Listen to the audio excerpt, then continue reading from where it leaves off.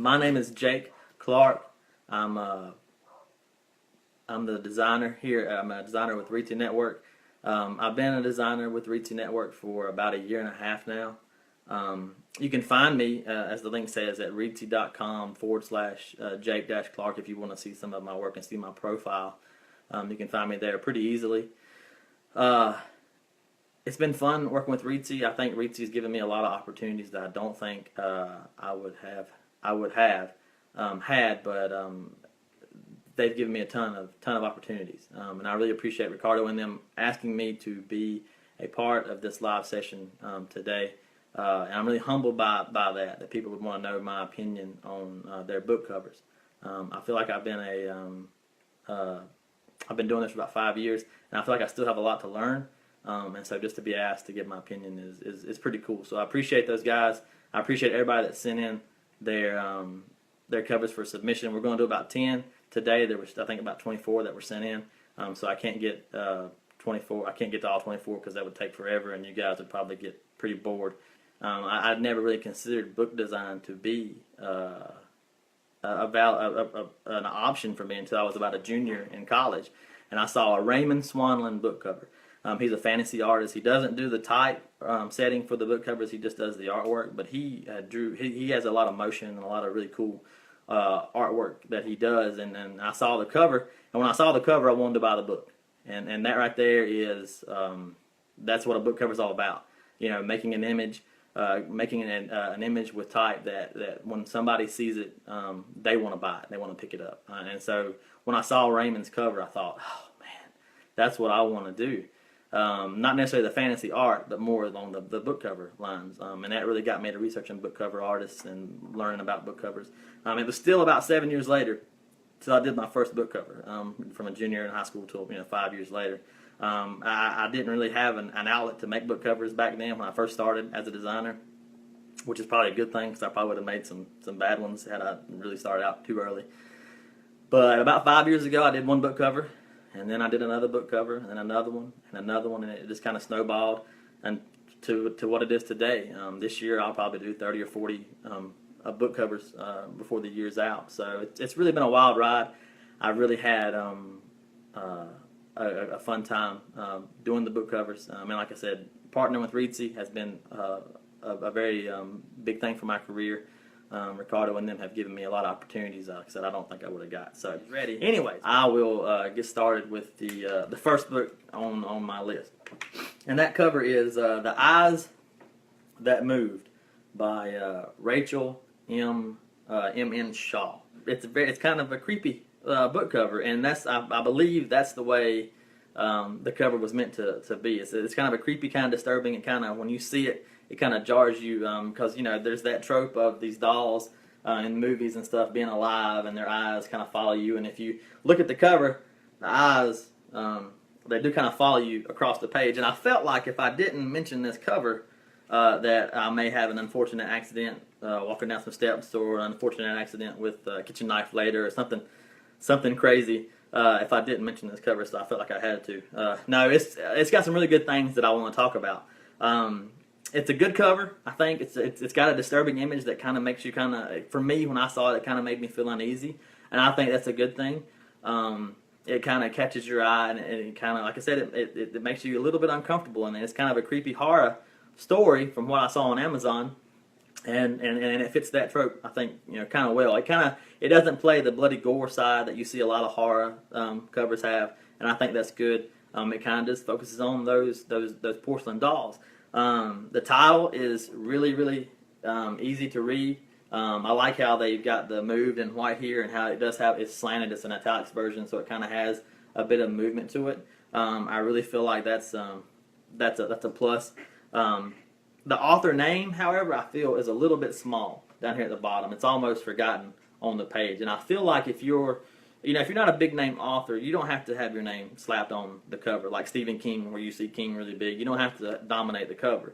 But also, you don't want to get lost on the cover either, because if someone's looking at this, they could almost, look right over the name and move on, and you don't want that to happen. I do like the fact there's a color bar here, and the author's name is in it. Maybe you could make the name a little bit bigger and center it up under here maybe, or maybe even up here at the top. You could play with it maybe up there in the top of the cover. There's some space, some empty space that would work.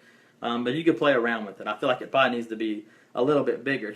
And Rachel also sent her second cover, and I'm not going to really talk about it, but as far as it goes, they both play off each other really well.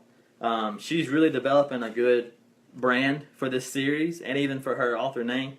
As far as it goes with that color bar at the bottom and her name being behind it, she's really developing some good things. I got on her website and I saw that the third book hasn't been released yet in the series, and that's okay. I feel like the third cover hasn't been revealed, but it's probably going to fall along these same lines.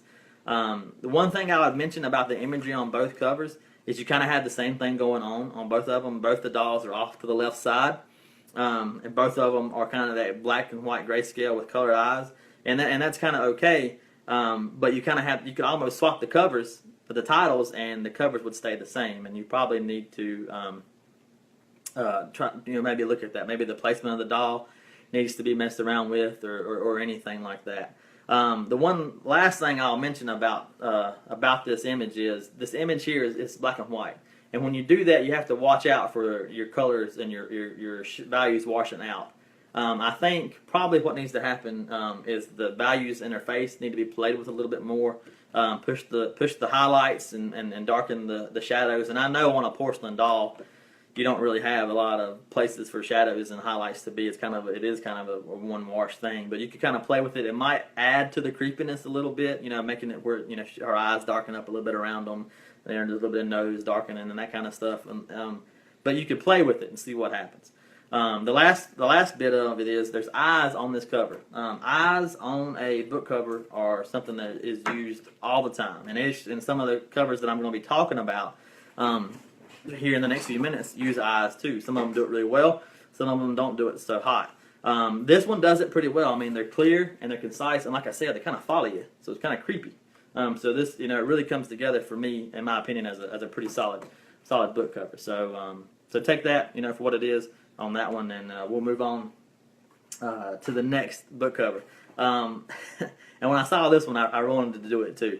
It's by Kathy Kalig, and if I say your name wrong, if you're the author and you're watching and I mispronounce your name, I'm super sorry. I'm not trying to mess it up, but if I mention it wrong, I am sorry. But Kathy here is sending this romance novel called Secret Destiny, and the series name is Sins of Odyssey. And when I saw this one, I immediately knew what I wanted to talk about for it, because some of the things I didn't want to just critique the cover in general. I wanted to kind of talk about some of the theory behind your covers. When you're making a cover for a book, you can really go two ways, in my opinion. You can either follow the genre that your book cover is going to be in, or you can go against that genre and make a cover that doesn't fit the typical tropes that you see. We'll use romance and erotic romance as kind of our go here for this example. For the most part, if you're talking about romance, especially if you're getting into the the erotic section of it, you're going to see scantily clad ladies and bare-chested men. You type in romance on Amazon right now, and that's going to be some of the first covers that pop up on your browser. That's what the majority of them are going to be, and there's nothing necessarily wrong with that, because what it does is, when I saw this cover, I knew immediately what it was about. I knew right from the get-go what this story was, what genre it fit in, and so it told me the story immediately. I didn't know what the story was exactly, but it gave enough away for me to tell immediately at a glance what it was. And so if I was a potential reader, I would know if I wanted to pursue it further. So it's a good thing. That's the pro to making a cover that fits your genre. The risk in that is you can get looked over really easy, especially if you're not a big name author, and you're a self-published author, you're starting out first, second book. If you make a cover that really fits the genre, really kind of generically, you could really get looked over when people are scrolling through Amazon. So just bear that in mind if you pick a cover that follows the genre. Now, if you pick a cover that doesn't follow the genre necessarily, there's risk and rewards with that one. I'll give the example of the 50 Shades of Grey novel that is so popular. It was so popular. By E.L. James, I think was the name. or E.J. James, if I can't remember. But anyways, you guys know exactly what I'm talking about. So anyways, that cover. If you take that cover out of context, we don't know anything about that cover. We don't know what genre it is, and we just see it without knowing what it's about. It wouldn't tell you much of a story. It's just a tie. It's just a sleek looking modern tie. Now you can rule out it's probably not fantasy, sword and sorcery. It's probably not a crime thriller. Maybe it's probably not going to be sci-fi. That kind of stuff. But it really doesn't It doesn't really nail down what the genre is by looking at it. So it really does go against the grain. But now, since that cover's come out, a ton of romance covers have come out that follow along those lines. You see cufflinks, you see business suits or whatever. But really, before the 50 Shades of Grey novel came out, you didn't really see that style for a romance novel. So it ran a risk because people wouldn't necessarily know it. But now it's really defined the genre and what's going on. So again, you run the risk of it being skipped over because people don't know what it's about. But you also, the pro to that is you make a cover that's memorable, because you could take right now that cover and take away the title and the author, and anybody who reads or is in the fiction world will be able to tell you who did that book cover. So there's risk and rewards to both of them if you make a cover that follows the genre or you make a cover that doesn't follow the genre. After that, it boils down to execution. And that's where a good designer or a good feel for design really comes in, whichever way you go, because you can go either route and execute both of them really well and have a lot of success. A couple last things about it just in general. This font right through here, if you look, it's got a lot of curls and curly cues. The name of that font is called Desire, and it's a fantastic font. I have it, and I love using it for all kinds of things. But you've got probably too many curls going on up through here, in my opinion. This S kind of gets in here and kind of disturbs through here, and then the D through here. I would probably take away most of the curls, maybe leave the Y. And you could probably leave the Sins of Odyssey up here in the way it is, but I would take most of it away and let the title really be easy to read, because your curls are kind of beginning to interfere with the way the book title reads. I would also say the title needs to be larger, because from back here you can read your name really well, and it says that she's a USA Today and New York Times best-selling author, so her name does need to be a little bit big, but the title could stand to be kind of more prominent, because right now it's just kind of shoved up here in the corner. So be aware of that. The last thing is you've got these three images going on. You've got the couple kissing, the lady, and then you've got this house at the bottom, and they're all kind of competing with each other, especially with this strong diagonal that just kind of, again, it kind of just forces this title to be up in the corner. So I would probably lose one of the images and focus just on two. I found that in my work, one or two images, or maybe three, can really work well. And if you get past that, you really begin to make a collage book cover, and that usually doesn't work really well. So I would probably drop maybe the couple, pull this photo over. You got a lot of nice negative space going around the top of the lady's legs, which would let you get the title bigger. And again, it would still tell the story. If you really gotta have the couple kissing, you could probably fade them into the background up here. I don't know what that would look like, but it would be something you could at least try and look at. But I think this diagonal slash image really begins to hurt the cover and hurt the design. It really forces your eye up here, and you really can't get back out once you get up there. So that wraps it up for Secret Destiny. Next up is Long in the Sleuth by Carol Novus. This story is about a mystery that goes on at an old folks' home.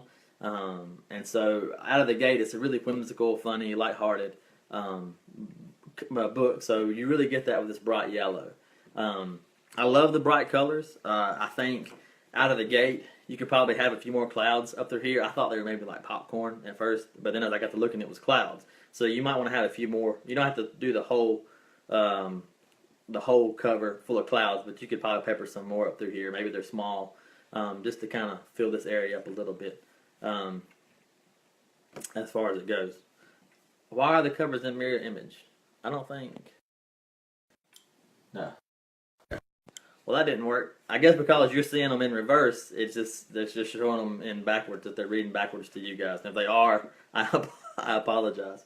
But anyways, we'll move on. Again, clouds, I would add some more up through there. I think that would probably break up the yellow a little bit, although I do like the bright yellow that's coming through here.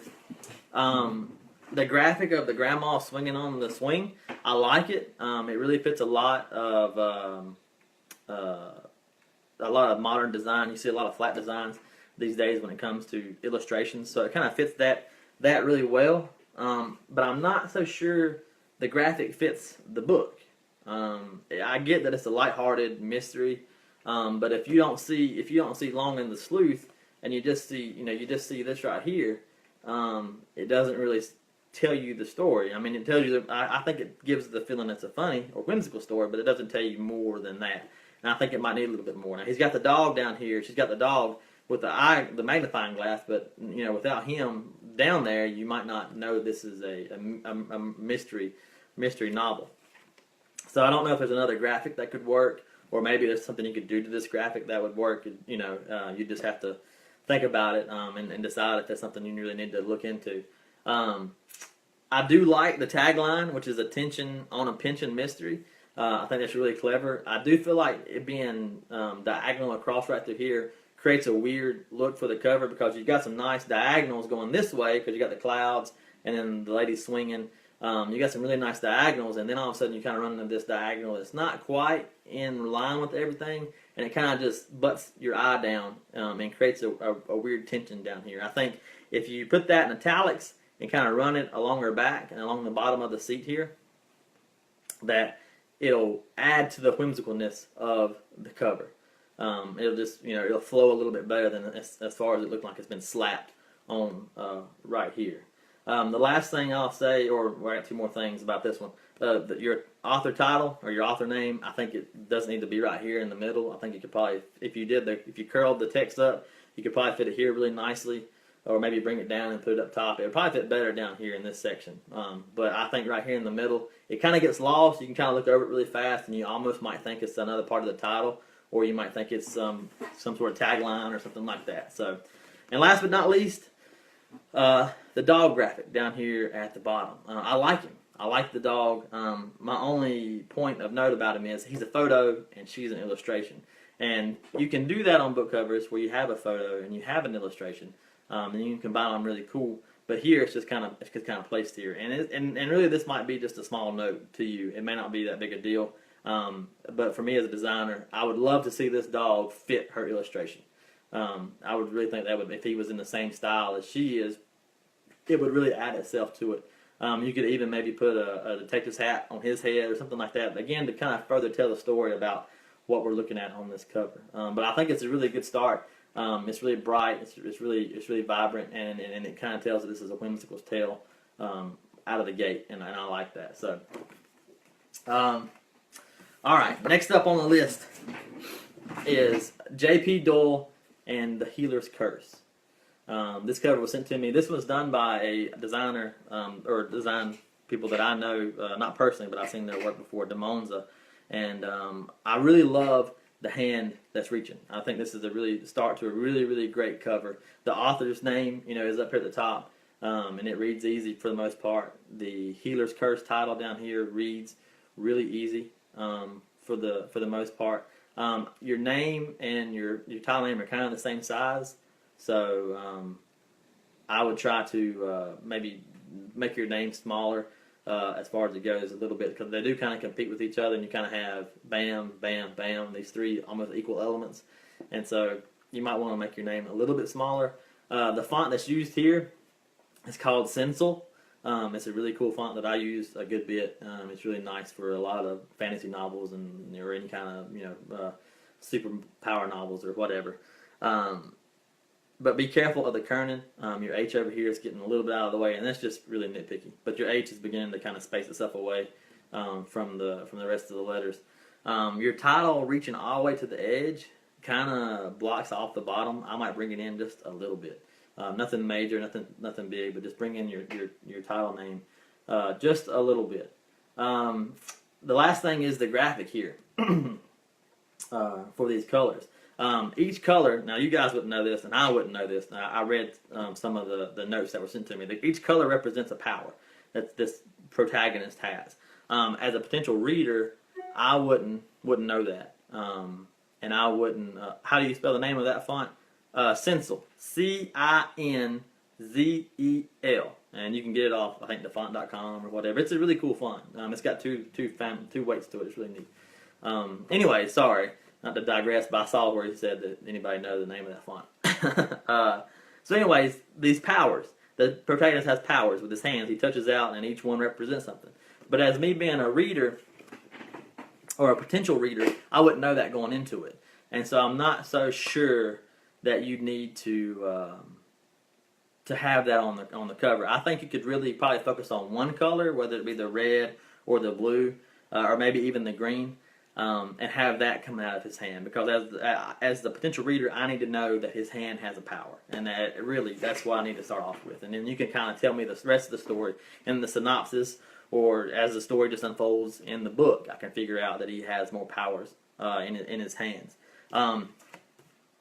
So I would pick a color and go with it. The last part is the size of the hand. It's right here on the edge here, and it's right here on the edge here. And again, you're going to get this weird tension area in the layout. So I would probably, he wanted the hand to be reaching out, like that. Kind of in a fourth wall kind of play. I would probably make it just a little bit bigger. I would have the hand come off. I would maybe turn it just a little bit. And if you went with the green particle, you could actually have it kind of playing over top of your title here a little bit, and that would kind of give it a more three-dimensional effect, like the hands reaching over the title. It would be something that you could kind of play with. Last but not least, I think this needs a little bit more atmosphere. You guys can't see it, but there's these little bitty particles right here that are coming off the hand, like power. I would probably up your particles by like 500%. Put them all over this thing. And then start taking them away until you get a level that you like them. I think if you add some particles with some movement, it'll give that hand more of a reaching feel and really make it pop off like you're wanting to, like it break that fourth wall, as the author mentioned to me in the notes. So again, add some more particles, see where you go. If you don't like them, take them away. But atmosphere and particle movement can really add a lot to a cover in a really small, easy way. So keep that in mind, Mr. Doyle. So The Mask of Deception is my next one by Marisol Persia. Again, if I messed the name up, I apologize. But The Mask of Deception.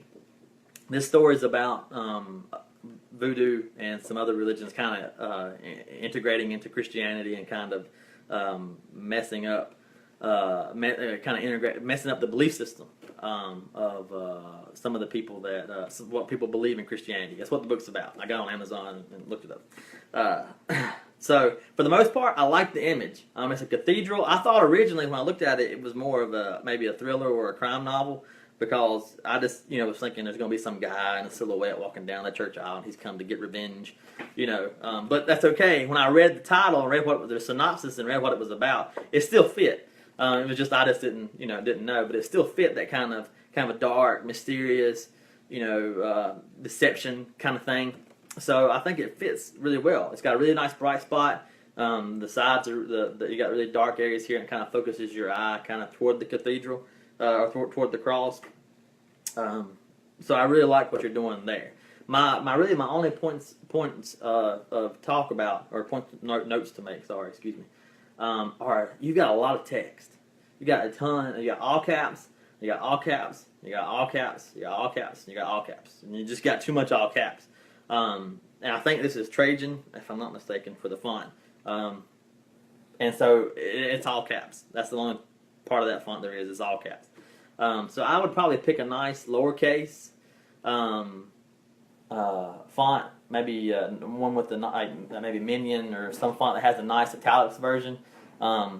Garmon, Caslon, any of those standard fonts that come on almost any computer would probably do you justice here. And maybe italicize this section and maybe italicize that section, because what happens is you end up getting these bars just that go across the page. It's really, really linear, horizontal feel, because there's no valleys and there's no hills in the text. And you can have all caps for a title. You can have all caps for an author name, and maybe even a subtitle or a series. But when you start adding a whole bunch of text, you need to have a lowercase section in there that kind of breaks things up. So I would definitely think about that. The last thing here is this typeface that's been used for the title. I get that it's supposed to be a distressed font and kind of like the Mask of Deception, kind of falling away, maybe breaking up. I really think the font is a little too much for the distressed part of it. It looks a little dated as far as the fonts go that you could choose from. You could maybe just, again, if you're going to use Trajan, use Trajan here, and it would make it a really sleek, modern kind of, real sleek and stylish kind of cover, and would just fit with the rest of them. And then you put in your lower cases, and you've broke up that all caps look. You could also stick with a nice bold sans serif, Futura, Franklin Gothic, Helvetica, any kind of condensed bold version would probably work. Impact, if you got to use it,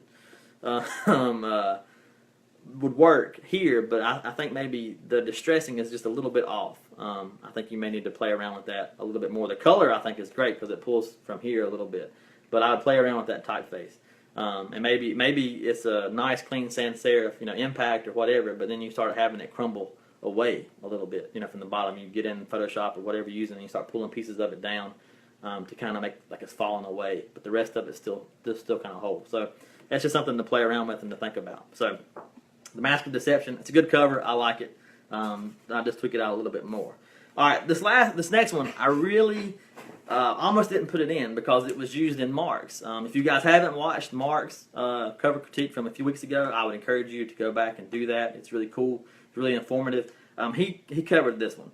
And I almost skipped it because he covered it. But there were some things that I thought I should mention that need to be brought out just as far as when it comes to cover design theory and some cover, and as you as an author talking to a designer. So name of the book is The Devil in the Bottle. And when the link pops up, I encourage you, if you guys are watching, to click on the link and look at the color version of the cover, and then look at this cover.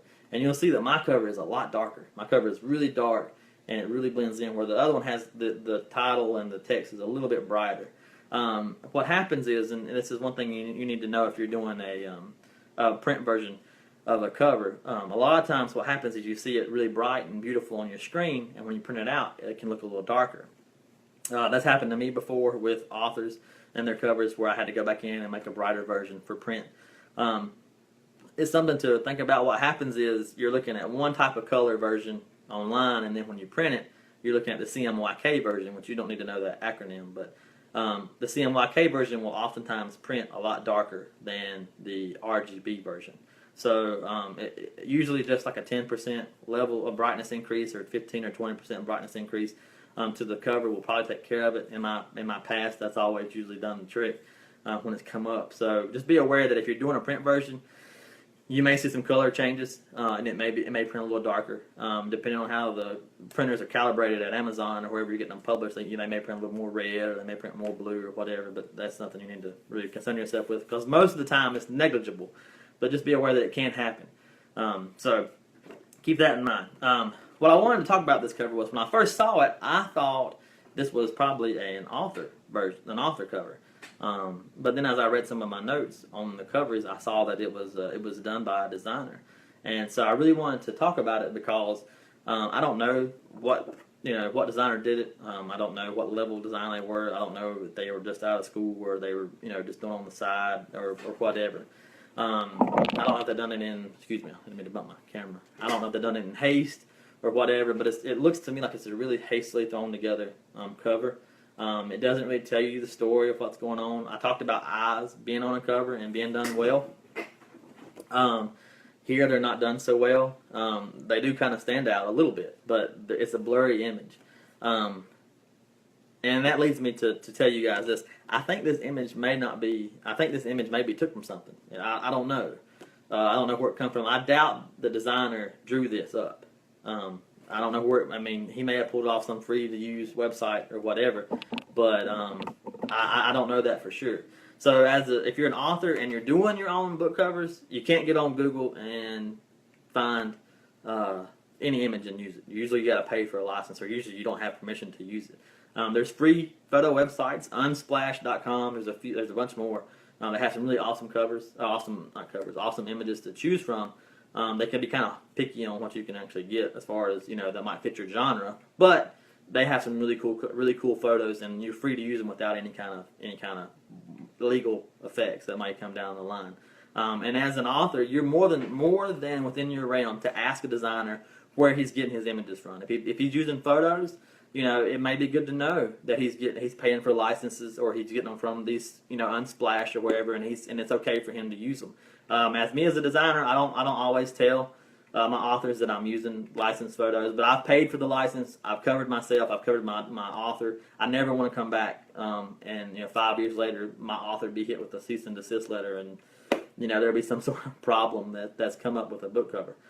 So as an author, you can ask, or just say, hey, are these images, if you're using photographs, are these images covered under license and fees? I mean, we're cool, we're square. You don't have to get the whole rundown, all the links to the photos, but it's good to know, and it's good to watch out for when you're doing these things. And most designers are on the up and up, man. I mean, they're rocking and rolling. They're doing they're abiding by the rules. But I mean, you're well within your rights to ask it if you're curious. And if you're doing your own cover. Okay, she says the eyes came from a JPEG of a painting sent me from the artist. So maybe he did do the eyes. It's totally cool. Hey, if you did, that's all good. Me looking at it from not knowing the story, I don't know. I don't know where it come from. So good as far as it goes. I got to reading about this story, and I got on Amazon and got to looking, and it really was a cool story. The story's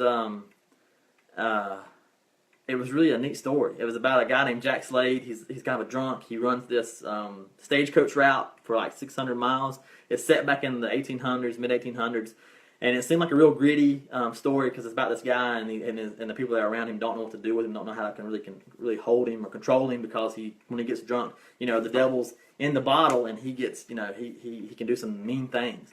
So there's really a lot to play with. I mean, you can play with the bottles, the alcohol.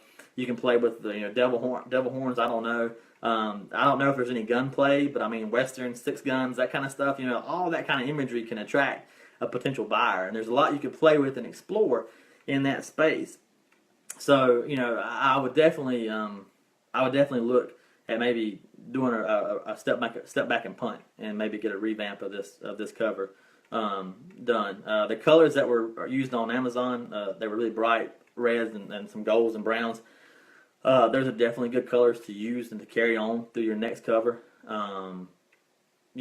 I would definitely play around with it and see what you could maybe come up with. And one of the things that I didn't know on this cover was this is the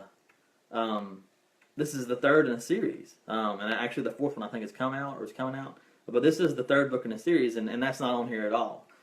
So that's another thing to make sure that you have, that it's the third in a series, so that a potential buyer will know that they're not coming in on the middle of a series. They may be standalone novels and just be the third one in a series, but it's the third one, and as a reader, I probably want to know that. The other covers were a little bit clearer, a little bit sharper. I would think about that as far as making consistency across your covers. If you're making a series, you need to think about your series brand. The great example that I have here was the eyes that move. These two, same kind of type placement, same kind of type treatment. Author name was in the same place. So as people begin to know that Rachel's work, they'll begin to attribute that style of cover to her. So that's something to think about if you're doing a series of covers or a series of books. Having even if it's just your name is always in the same font, same place, or the title treatment is always kind of the same way, or the imagery is kind of the same style. You can start building off of these things to build a series brand and a series name, so that people begin to see it, and before they even can process exactly what they're looking at, they know it's your work and they know that it's your series. And you can Google all kind of series out there: Harry Potter series, the Game of Thrones series. All of them. If you start looking at them, they all kind of begin to have a real good consistency, so people can see them at a glance and know what they're looking at. So I would think about that on that cover. Like I said, it sounded really cool, like a really cool story. So there's a lot of things you can play with and do there. So the next one up is called Chubby. This one was sent to me. The title and image, to be honest with you, they tell me the story. When I saw the name and I saw the image, I knew it was probably about a story about a girl who is dealing with a weight problem, and that kind of, and dealing with probably, you know, the whole being in school, dealing with mean girls, dealing with schoolwork boys, zits, or whatever, you know. I knew it was probably going to be a coming of age story. So, I mean, as far as it goes, it told me the story. But now what it boils down to is, does it tell me the story effectively or in a really, really well executed way? And I don't think that it really does. In some of the notes that were given to me, it said that Miss Little, that this illustration was really dear to her. That's cool. I think, but she said that she had kind of a not so good reception from the cover, because it is kind of it's just a sketch cover. I mean, it's kind of plain. There's no real color vibration in here. There's no, it looks just like a sketch cover. If you get on Amazon, look at it, even the text here at the top and bottom is different from what I have here now. So I would think maybe about how you could go in a different route. You know, with the whole preteen being chubby, I mean, being the chubber thing, I can't get it out of my head. With the weight loss thing and being overweight as a teenager, there's a lot of avenues and a lot of imagery there you can explore too. One of the best things you can do if you're thinking about, if you've either got a cover in mind or if you've got your designer working on it, is when you get your first proof, lay it down, step away from it, come back in a day or two or a week or whatever, and look at it with fresh eyes. And you may think, well, I need to do something completely different, or I may need to change a whole lot of stuff. Fresh eyes helps tremendously. And anytime I do a cover, I at least wait one more day before I send the proof so that I can see it with fresh eyes and kind of make any kind of last minute changes. So I think here you need to probably step back and think about what else you could explore. There's a ton of things you could explore with it being preteen, with it being school related. The notebooks, you know, that notebooking about Walmart with the marbling, it would be maybe a way to go into it. If this illustration means a lot to you and you want to incorporate it, you know, maybe there is a way to incorporate it into a scene book cover. I don't know how that would work off the top of my head, but I mean, it's an avenue to explore if you want to keep it. Or you can maybe make it an interior illustration in the cover. You know, it's just something that you can think about. You can still give honor to this illustration if you want to keep it. But as far as it being your selling point for the book cover, I think you probably need to step back and maybe punt a little bit and go a different route. Because that's what book covers are. I mean, they're the face of your story, and you want that story to grab attention and to grab people's eyes. So that's one thing you should know about. You should know going into it. And that brings up one more thing that I meant to mention on the Carol Buchanan book cover.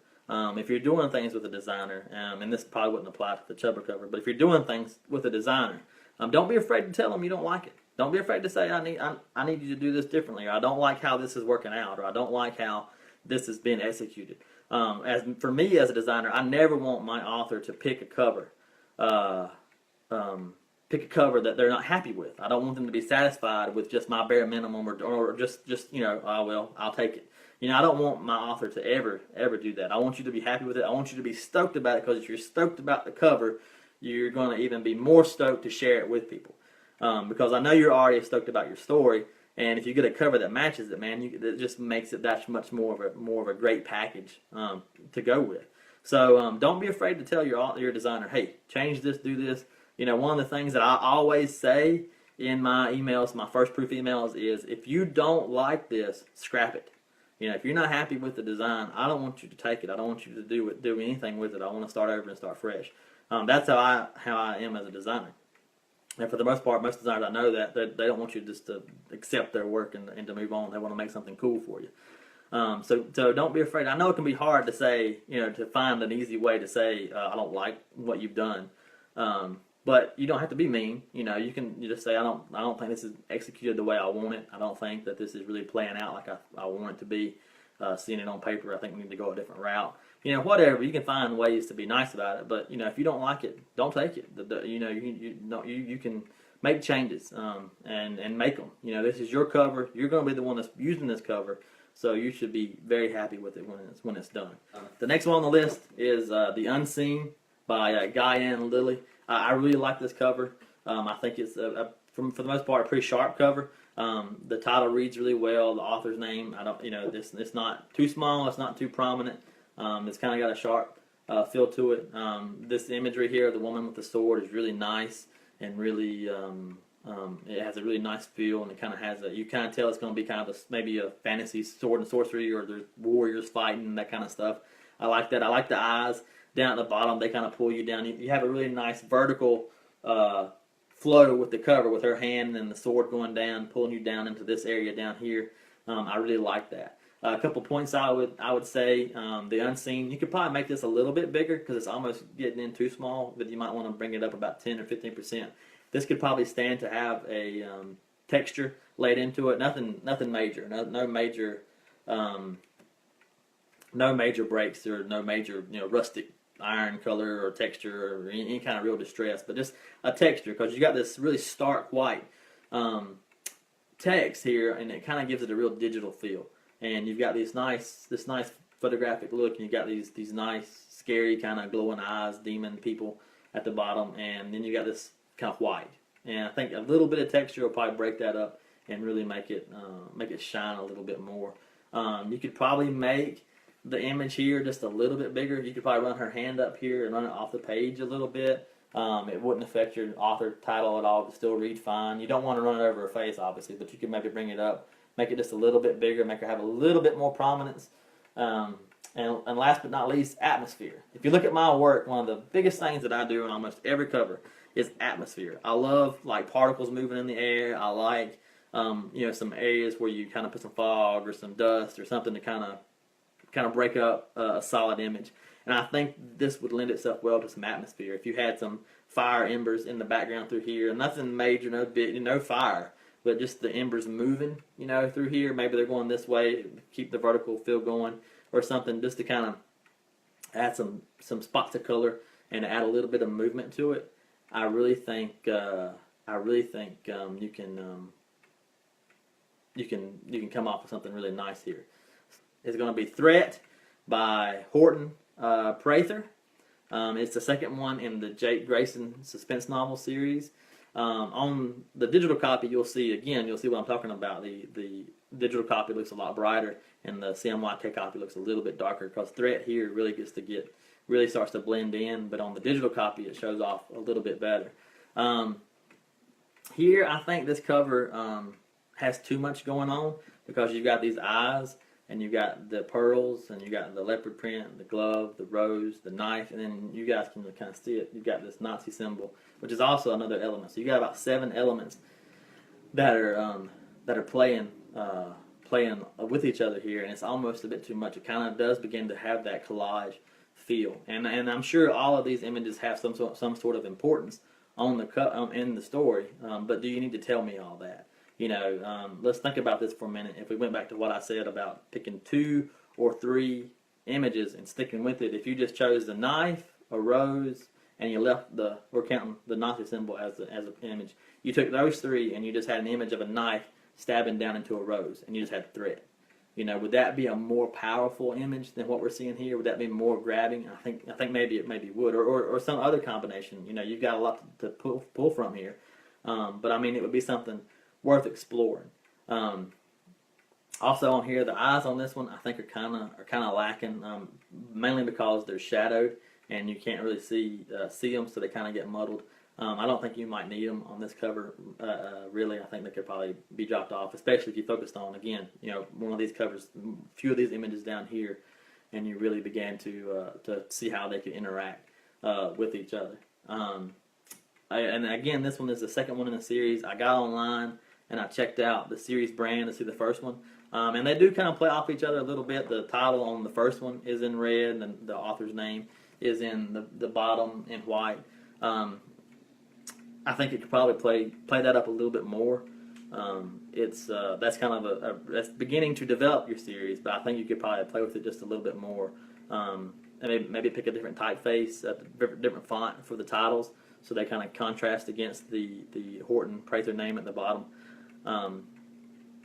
or just something else to kind of push them a little bit further, push that series brand identity a little bit further. And again, get on Google. That's one thing I do if I'm looking for a book cover, or I've gotten a rough idea, but I don't know how to execute it exactly. Man, I get on Google, type it in, get on Pinterest, type in what you're looking for, And you know, I'm not there to try and copy people's work, but I'm there to be inspired and to get ideas. If you look back here, you can kind of begin to see all of my books. I've got books about covers. I've got books of fantasy art, books of photos, books of all kind of stuff. That, you know, when I'm needing a cover idea or some inspiration, you know, I'll just sit down and start flipping through it while I'm watching TV and find some inspiration. So if you're looking to get a cover idea before you send it to your designer, that's something you can do. You know, look up certain kinds of styles, and again, with the series, look up certain kinds of series and see what other people have done, and maybe you can get inspired from what they've done to make your own thing. So keep that in mind. All right, last but not least, and we'll wrap this up. Strange Fruit. In the Concrete Jungle. That's the name of the book. It's a really long title. And it's by Tyron Saffold, if I've said his name right. I hope I have. When I saw this cover, I liked it. I like this microphone graphic. And I want to explain that a little bit more. I like the graphic. It's a bit busy. And you guys probably can't see it, but there's a crime scene tape here, and then there's a man standing right here. And what I liked so much about the graphic was it kind of reminded me of the noir kind of pulp novels where you see the blinds and they kind of make slits across someone's face, you know, and there's dark and there's light and there's dark and there's light. And I think you've got that happening here, and I like that. I think probably what, you know, if you left the microphone alone, you probably need to make him a lot bigger so that he shows up a lot easier because he's almost off the side. But you could bring him up, fill him up to like right here where he kind of dominates this space, and I think you could really begin to utilize that effect. And that might not be what you're going with, but I mean, reading the story, I mean, looking at the cover, I can tell this story is probably about some kind of murder, some kind of crime. There's a bad guy. It's probably about a musician or a poet or some type of somebody who talks in front of a microphone. So, you know, I kind of got a noir feel out of this, and I think that's where the author's going. I tried to get online and find a little bit about it, but I couldn't find much on it. But my next point on it is the title and the title and the author name, because even from here, you guys can't read that. And in a thumbnail, you still can't read that. Your titles and your author names don't have to dominate the cover to be read at a thumbnail. Very rarely will your cover ever be seen without your title and your author name right beside it. You know, get on Amazon, type in a book cover, and you're going to see the image, and then you're going to see right beside it, you're going to see the author name and the title. So, I mean, you've always going to have that there, but here, it really does begin to get lost. So, it's a long title, Strange Fruit in the Concrete Jungle. So there's a lot to play with here, so that means I would probably take away your kerning here, and strange would come back together. Fruit's written in a kind of funky, looks like brush or some kind of script font here. And again, you've got some more kerning here. Take all that away because you're going to need the space to make this cover, make this title bigger. Because if you do it leave it on right now, this title is not going to get much bigger. So I would pull your words in together, make your title really big. You could also look at the words that aren't so important, like the "in the" right here. If you're making all your title bigger, these could probably stay smaller. And not that small they are now, but they could stay smaller. You could keep fruit in a funky different font or a brush font, but again, it needs to be bigger. And again, your author name. It's a cool placement. It's a neat placement. But it's a bit, again, it gets so lost. And if you're looking to maybe keep the same effect where your author name is along the ribs of this microphone, you may think about making the microphone that much bigger. You know, again, we're still going to see it's a microphone, and we're going to see the grooves down here. That would also let this, if you made the microphone bigger, your ribs are going to get bigger, so this guy is going to be seen a little bit easier. It'll give you some more space to put the author name. I would probably move the author name down here. You could put it in white, and you'd probably be okay.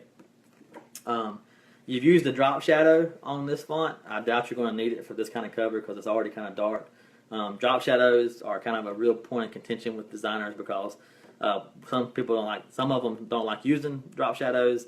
Other people do. I use them when I need them, but they have to be done well. It has to be executed really well. So again, like I said, I like this cover. It was one that grabbed me, but I still think it's a great starter cover. It's a great idea cover, and it just needs to be, I think, executed a little bit better. So that wraps that up. Our cover critique is done. I know I probably went over time. I am so sorry. If you're still watching, I appreciate your patience, and I appreciate you guys bearing with me at the beginning. anyways, all right. I will bid you guys adieu. It's about 4 o'clock here my time, so I'm gonna go do some more work on book covers, and I will talk to you guys later. And again, thank you. Bye bye.